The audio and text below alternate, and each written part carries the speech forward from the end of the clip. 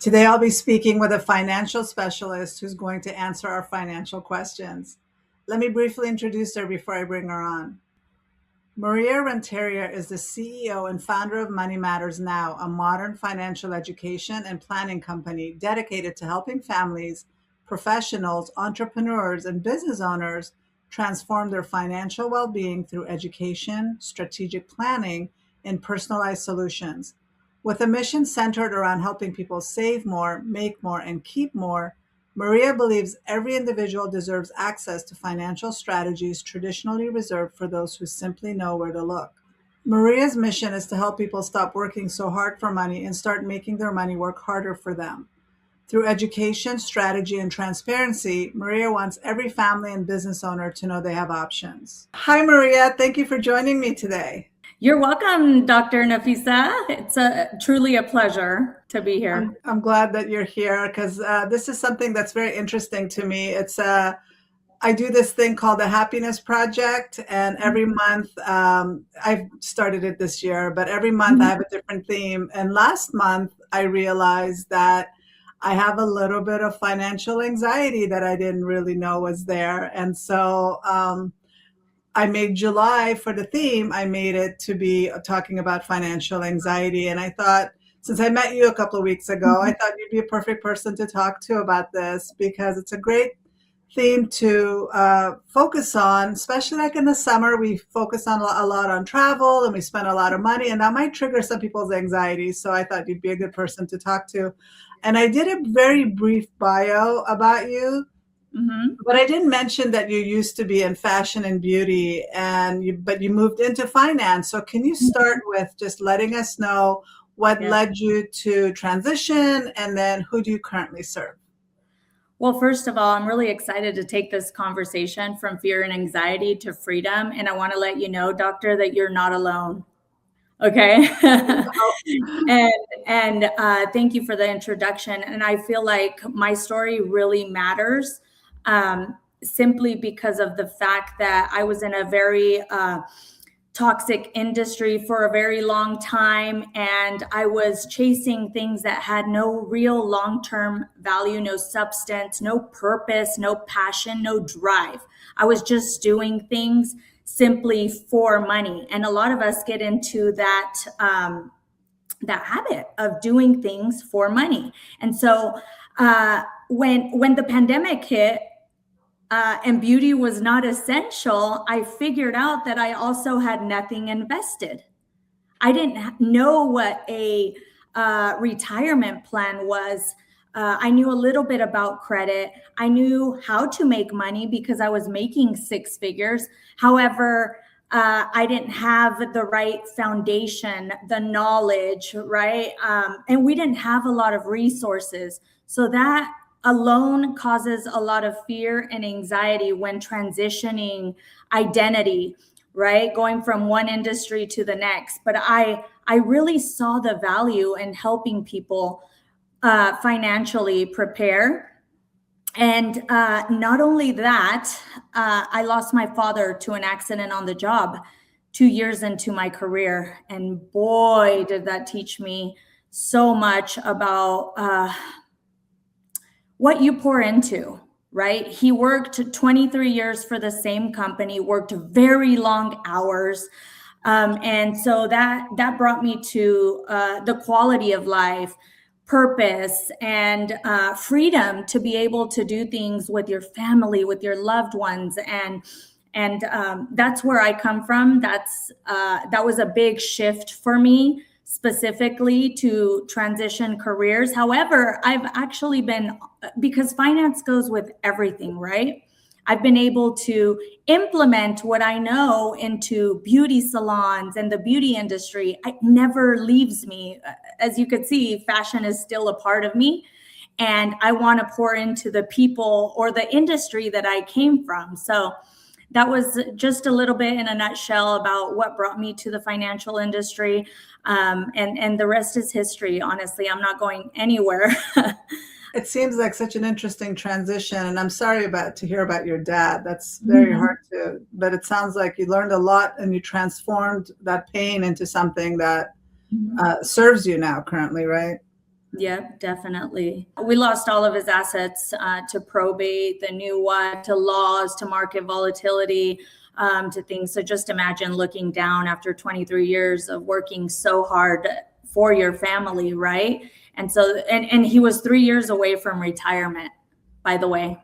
And we had a conversation about it. He was like, I can almost smell it, like I can almost feel it, my retirement. And the house was almost paid off. And so it really taught me a lot. Wow. I used to work in the schools, and I used to see so many teachers either die right before retirement or immediately after retirement. And I made a decision at that point that no job was worth killing myself for. No amount of money was worth my health and well-being. And so money was never a big focus for me, a driving force for me. But at the same time, I felt like because of that, because of my own limiting beliefs or irrational thoughts and beliefs about money, I kept myself. Maybe I repelled money. Maybe I stayed away from money. Maybe I wanted to keep live within a certain idea of what money is. And so, what do you think people are not taught about money that they should know?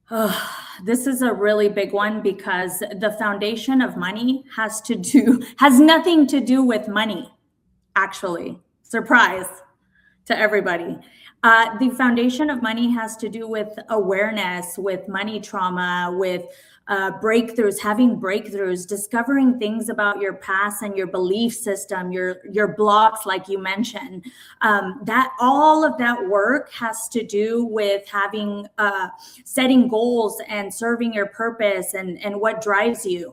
It is the foundation. So as far as money goes, it's really doing taking a deeper dive on your own relationship with money. Just for example, having the awareness, like what habits you developed from, when you were a little girl, your parents, what they told you, like addressing that type of work is the foundation to having freedom, to making money, and serving your purpose exactly in the industry that you want to be in, your dream career. All of it stems from that. And then again, the pyramid of finance. That's something that I really teach in all of my workshops or seminars, talks. That's one of the ways that to establish a strong foundation, just structuring your finances around the pyramid of finance. It's a model that's available on Google, on YouTube. Like I mentioned, back then there was no Google and YouTube, and now there's so many resources. And also one of the limiting beliefs too that I find a lot of people are still holding on to is the fact that there's not enough financial literacy. There is so much financial literacy out there. It's ridiculous. And that's one of the things that stops us from growing, from learning. Everything has to do with knowledge and power. And then the money comes. The money comes as a result of doing the work. It's so interesting that you said that the whole making money is not about the money, and that money's energy. And that's what I'm learning now, and how it's so neutral, but there are ways that we can push it away from us. But not understanding that we pick up our money mindset at such a young age. Like I distinctly remember an association with money when I was like probably before 5 years old. So there are these irrational thoughts and beliefs that we pick up, and we operate under those programming for the rest of our lives unless we stop and change it. Is there a moment that you noticed that you had did you have certain money mindset or money beliefs that you ended up having to transform, or was there any connection that you can remember as a kid? Yes. My mom was not very supportive, okay? And I wanted to be an interior designer and a backup dancer. And when I came to her, because Latino mom goes to work, finds the job with the benefits, and they know nothing about money, it's not their fault, right? And so I had a breakthrough when I discovered this, because I realized everything that my mom learned, but more than anything, her telling me that there wasn't enough money, or how much does it cost? Like, what does that even look like? Instead of the conversation being about how can we find a way, right? What are the resources out there?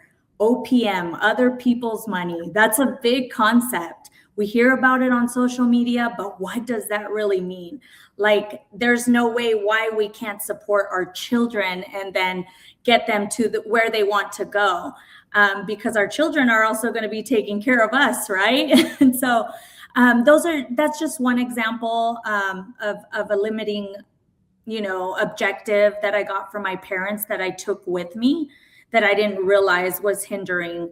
And then the environments that we're in too, like I mentioned, I was in a very toxic industry at one point, and I did not realize it, where people were constantly nagging, complaining about money, about certain things. And I discovered that only a year ago. When I had that realization and that truth come up, I was like, wow, I can't believe I took that with me for so many years. And it felt so freeing. It was like a huge weight, because now I realize that who we surround ourselves with and who we are too, that pours into our energy as far as abundance goes and making money, right? Because that's why now there's so much leadership training in organizations, because that's the root of it all too. And so I discovered those things, and I had a breakthrough, and I no longer allow myself to limit my daughter, for example. If she has a vision and she has a plan that she wants to follow through, we're going to find a way. We're going to find a way, because we want to break generational curses. And that's another conversation that we don't have, or we don't do the work. And it's really just about discovering it, letting it go, and then creating something new. Yes, that's so important. And then we're so shaped by social media, and we look up to these influencers that glamorize overconsumption and luxury, and then you find out that they're all broke, or not all of them, but most of them are broke.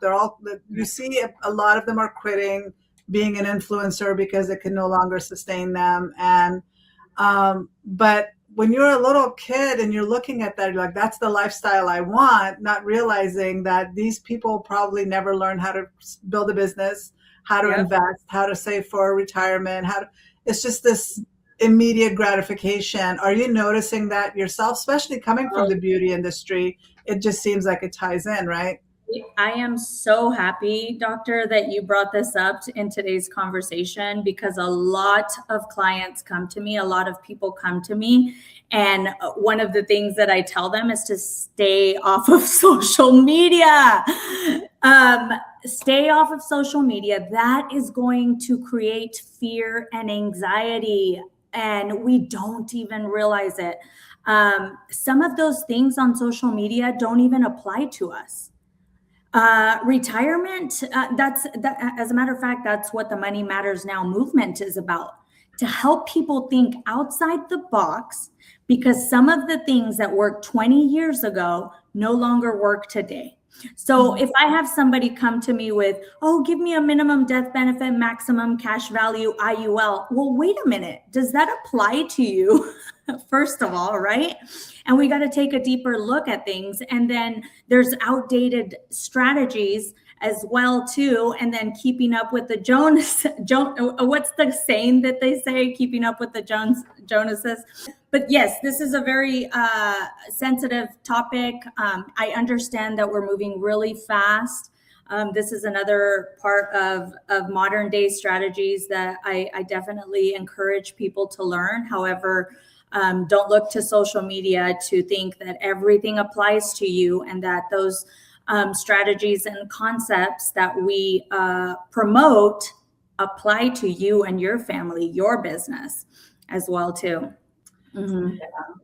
And one thing, I work with a lot of high achieving, driven, successful women, and just helping them overcome burnout and stress and overwhelm. But I noticed that a lot of these high achieving, driven women, they tend to tie their self-worth to their finances and to their income, but they also lose their money really quickly. And so have you noticed that in your work? Why is it that certain people can only go so high without sabotaging themselves because they just have to like go Yeah. within their comfort zone. Do you understand what I'm saying with that? I know exactly what you're saying. And a lot of those have to do with the money blocks. That's really easy, honestly. It has to do a lot with control and perfectionism. If I would have to put pinpoint something, it would be control, perfectionism. There's so many ways to scale your business without having to do all of the work yourself, and some people do not want to let go of that. And so it's really important to now learn how to get past that limit, or where you're at financially as well too. All of it has to do with growth. That's what I'm a big part of. Personal development. Stay learning. If you're not learning, you're dying. Figure out, find a mentor, find people that have already mastered whatever it is that you want to accomplish in life, whether it's financial or innovatively right now with AI and all the social media things happening. Just find one person that's mastered it, vet them. Don't just work with everybody, right? That's really important, because you have to be aligned with who you're going to work with, and not everybody is for you. But it's really easy to want to control and for things to want to be perfect. Just remember that the wealthy fail and they get right back up. They don't let anything stop them. Donald Trump filed bankruptcy 7 times, and that was on his businesses, not even his personal side, right? And he's still very successful. So just being mindful of these things could keep you moving the needle forward. And so women do not need to be stuck where they're at, but also decisions are a big aspect of where you want to go. Maybe a lot of women just are comfortable. That's another subject, right? Comfort zone and being stuck, or not having the vulnerability to seek help, right? To reach out to somebody and say, hey, how do I get past $1 million? How do I get past 10 million? Right? It's a mindset thing too. If you're not comfortable, like what I've noticed is, like I said, a lot of these high achieving women, they're fueled by anxiety. And unless you stop and get to the root of what's really causing all the stress and overwhelm and burnout in your life, you're not going to really know and put your finger on, wait a minute, I'm blocking a lot of good things coming to me, because like you said, I like being in this comfort zone. It's familiar and it's comfortable. That doesn't mean that it's good for you, though, because there's so much good outside your comfort zone. There's so much good with growth. And some people, if they are used to $100,000, if somebody offers them $200,000, they might not feel worthy of that, because a lot of these women also have imposter syndrome. And so they might sabotage themselves. They might get fired from that job and get back to that 100,000. It's just, since I've put my mind to this and my attention on this, it's so fascinating how deep it goes and how far reaching it is. I am a victim of self-worth and a self-sabotage around the word success. I'm not going to lie. I am vulnerable enough to admit it. And I'm telling you, Dr. Nafisa, that the minute I discovered the fact that I was scared of success and I didn't know how to get past that, I just did the work. I did meditation, affirmations. I looked back at my past just to address certain things. And I said, no more. I can imagine myself on really big stages. I can helping so many people. And you were at the source of it when we met too. In that moment is how I landed in that room and crossed paths with you. Somebody who's making a big shift in the world and making a difference. So I'm just very grateful to discover those things. Self-worth is a big one. But what you're saying is so optimistic and hopeful that a lot of people think, well, this is just how I am. No, you can go past it. You can learn skills. You can learn to work on your mindset, overcome limiting beliefs, go outside your comfort zone. But it starts with awareness. Like for me, I think I've kind of been limping along, but it hasn't been a priority enough for me to shed a spotlight on it until recently. But once you have that awareness, you can do something about it. Like I could have just said, well, that's just how I am. But no, now I'm very motivated to learn so much, and I realize I'm barely scratching the surface. Oh, you realize that you're one decision away from a Yeah, breakthrough. yeah, Yeah, exactly.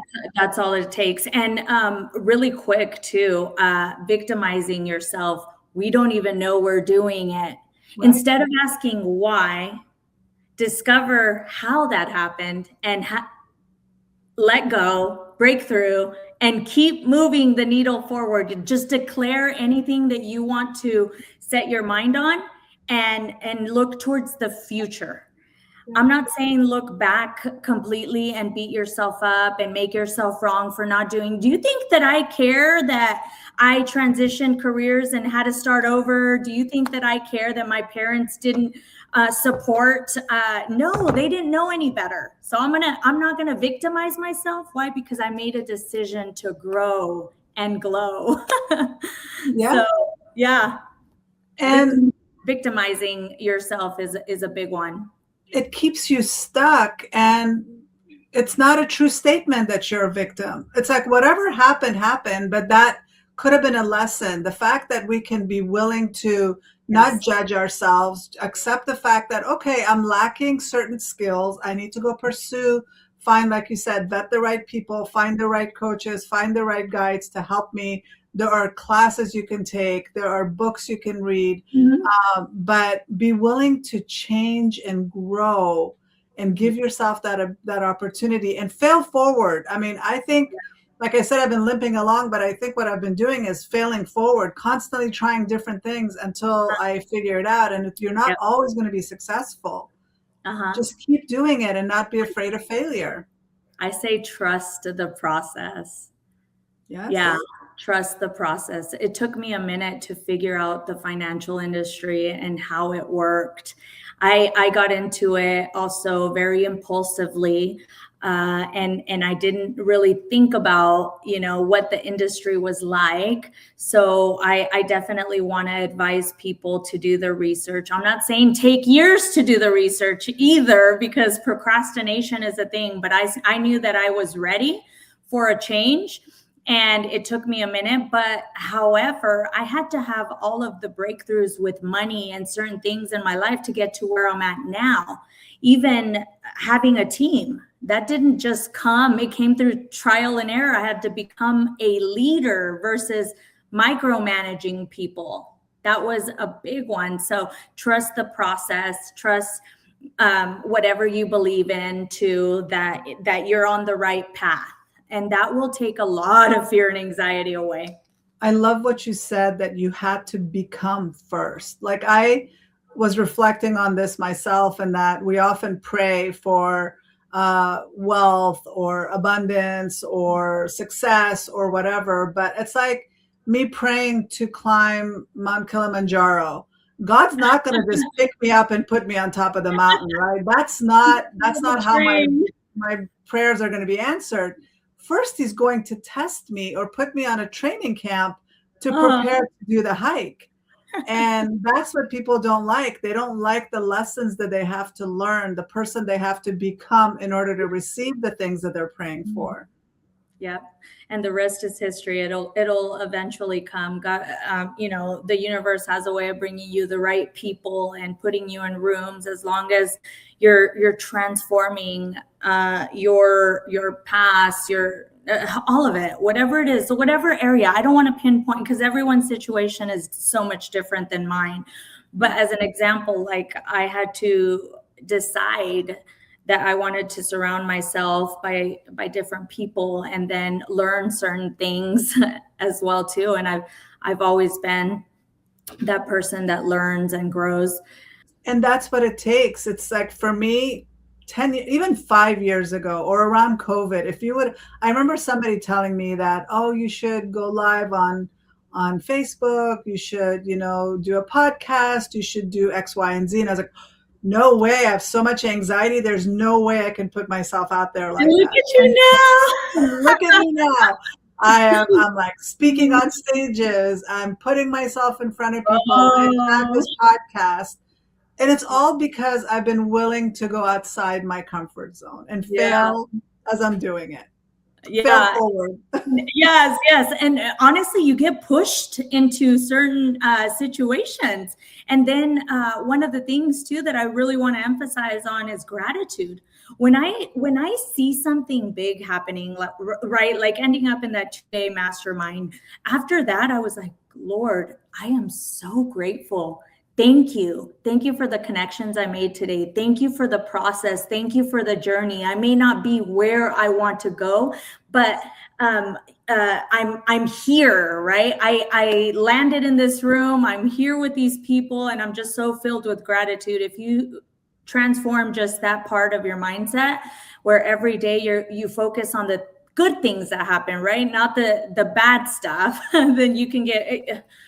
I don't even know where people would go if they just focused on that gratitude. It's so important to be grateful now without waiting until everything works out. Like you said you Yeah. have a daughter, right? Yep. When she was growing up, like even with your daughter, like if you give her something as a gift for her birthday or for Christmas or whatever, and she isn't grateful, how does that make you feel? How does it make me feel 10 years ago, or how does it make me feel now? Regardless, you're giving her something, you've thought Mhm. about it, you give it to her, and she's like, Yeah.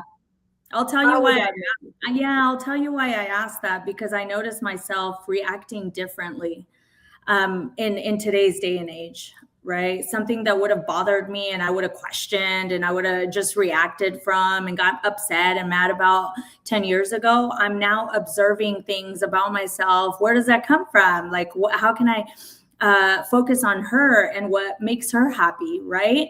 And then still come together, not as a sacrifice, right? But just take a deeper look at what it's doing to me inside, why it's bothering me, and really just be with her, be present to people. Yeah, that's really good. But the reason that I asked is if they are not grateful, like if my daughter, if I, or my friend, or if I give you something and you're not grateful for it, I'm not going to be as motivated to give you more. Uh-huh.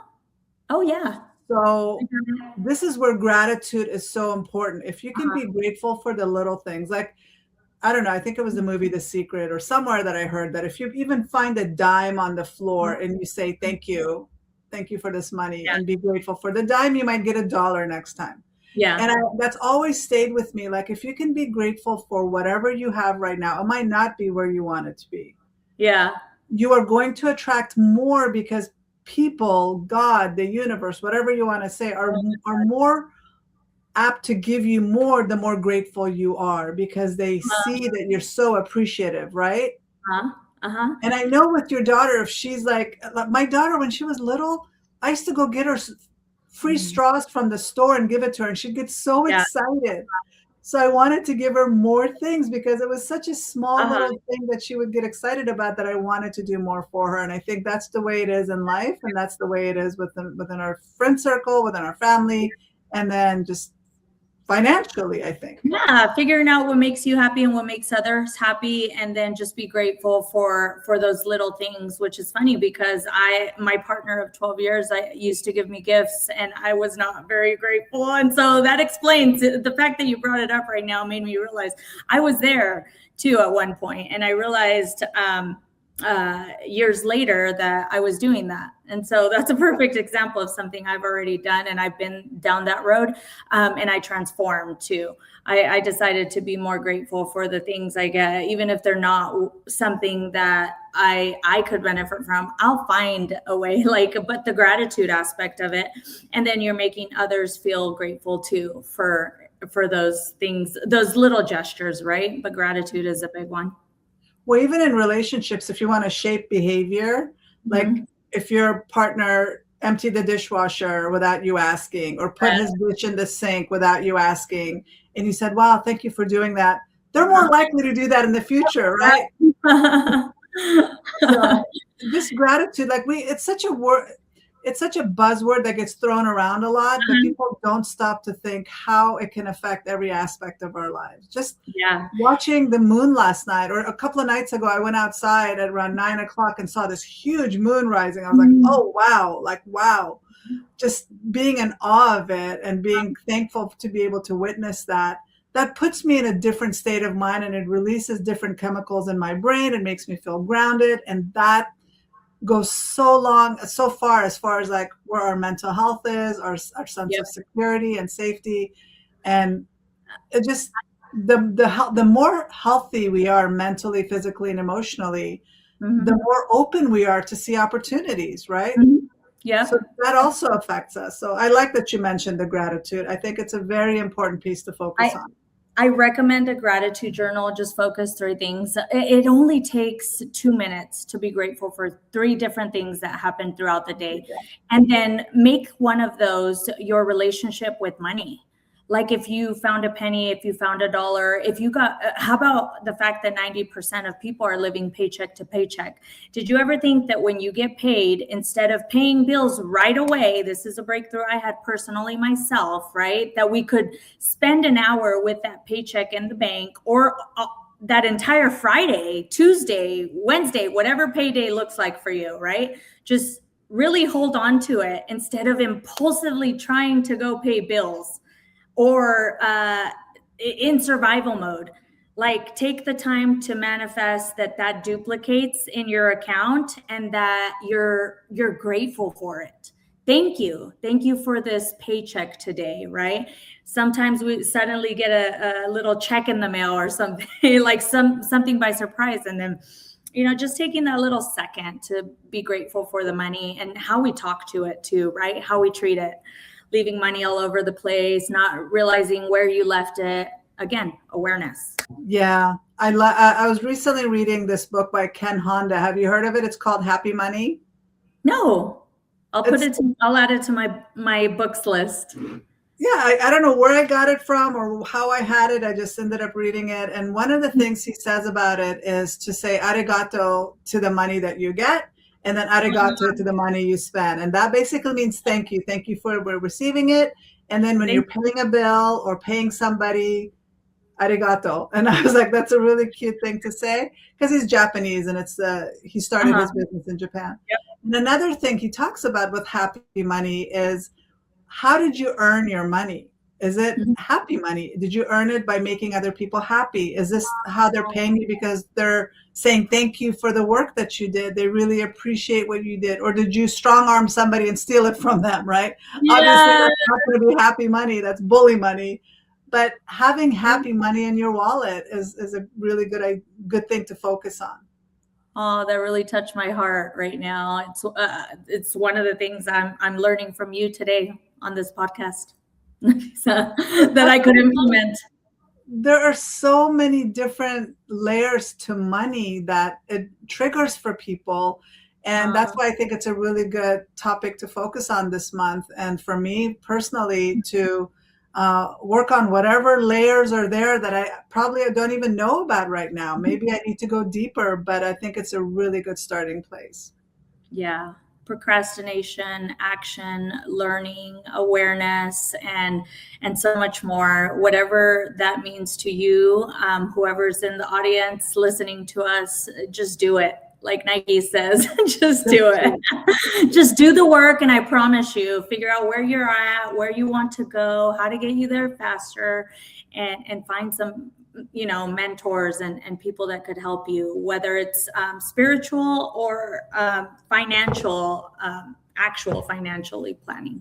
And I know that there is a spiritual aspect where a lot of religions teach you to have a poverty mindset, because that's closer to God somehow, but there's a different way to look at that as well. So I'm not going to get into that because I know it's probably going to get too deep. That's another conversation for another day. For another day. But you do say that make your money work for you. What does that look like? How do you apply that in practical terms?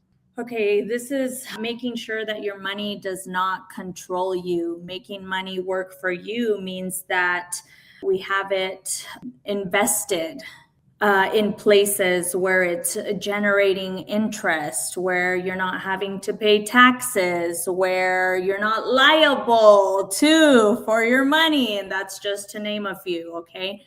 Those are plans in concrete terms that have to do with making your money work harder than you. But the end goal is always freedom. It's always the freedom to be able to do the things you love with those that you love. And I think a lot of people run away from that, or don't know where to go, or figure out that the generations have a lot to do with, because baby boomers back then, it was a different time, right? You get into the job with the benefits and things like that, and you get the single family home, and now it's so much more than that. So it's really just figuring out what that looks like for you. It doesn't have to be wealth either. Yeah, maybe not everybody's choice is having $1 million, but they definitely want to make sure that they have the option to work when they're 65, 60, 50, 40 even, maybe. Someone's goal is 40 years old. Like I say all the time, retirement now is not about age. It's about having your money in the right places. That's the modern way. And you mentioned your dad, how his money didn't work for him because you guys ended up losing so much in probate and all of these taxes and fees and the cost of a funeral, and just it's just your money's being just taken away from you, and you have all of these hemorrhaging out of your bucket, right? It's money just going, and you have no control over it. So you're working for that leaky bucket as opposed to it working for you. So what lessons did you learn, and how do you want to do things differently for your own self and for your own retirement? Trust in estate planning. This is one of the things that I added to my business about 2 years ago, because I felt that it was important. And diversification too would be a good one, right? Don't just rely on the government, the employer, your business income. A lot of people leave their income and assets to chance without really understanding what that means, and being very mindful of inflation, taxes. Just to name a few. Those are some of the things that I recommend that people really get educated on and they implement. Not only that, Nafisa, I will admit that 3 years into my career, I was in the process of learning things, right? And I didn't embody things until now.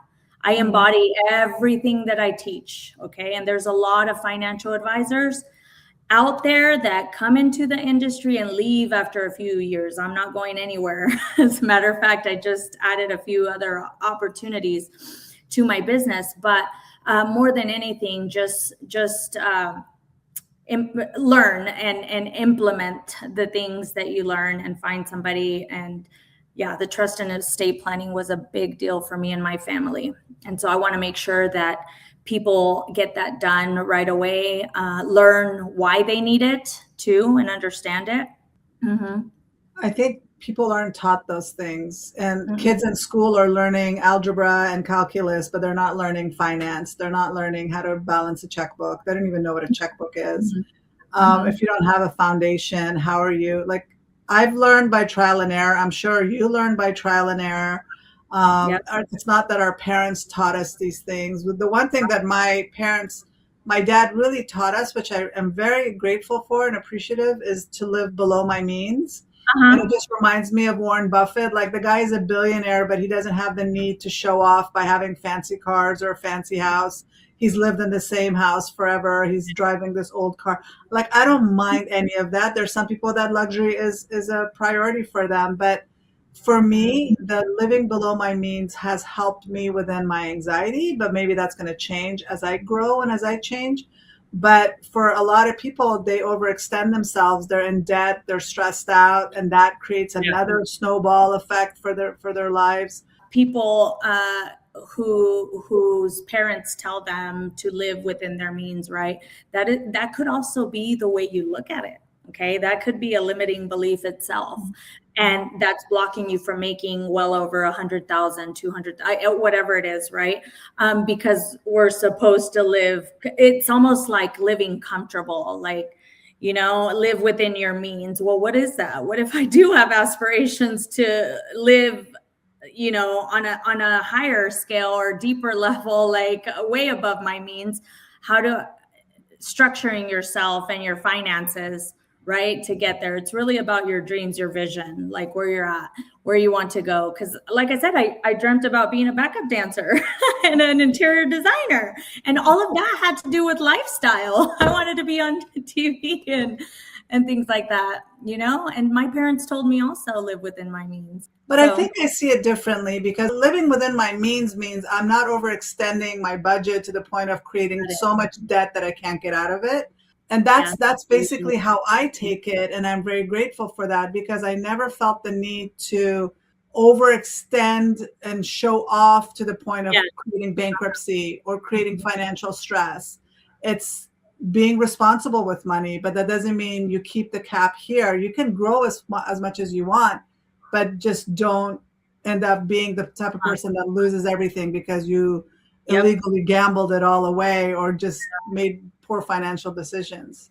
And you know what? You just made me really aware of something too, because living within my means and not buying things, shoes, cars, purses, red bottoms, all those things, right? I'm going to talk about these things because that was me at one point. Yes, and those are all things that during a pandemic and in the middle of chaos, like you cannot get rid of. They depreciate in value, right? And so not but it's okay because I wasn't aware that I was doing those things, and I didn't realize that I was just doing them to look good instead of really developing a family legacy. So I love that, living within your means, because then again, it just helps you serve your purpose and create an impact as well too. And for me, I was never one of those people that like to collect a lot of things as far as like luxury goods, but I love experiences. So Yeah. I want to save that money for exotic travel experiences, going All to about places it I've now. never been.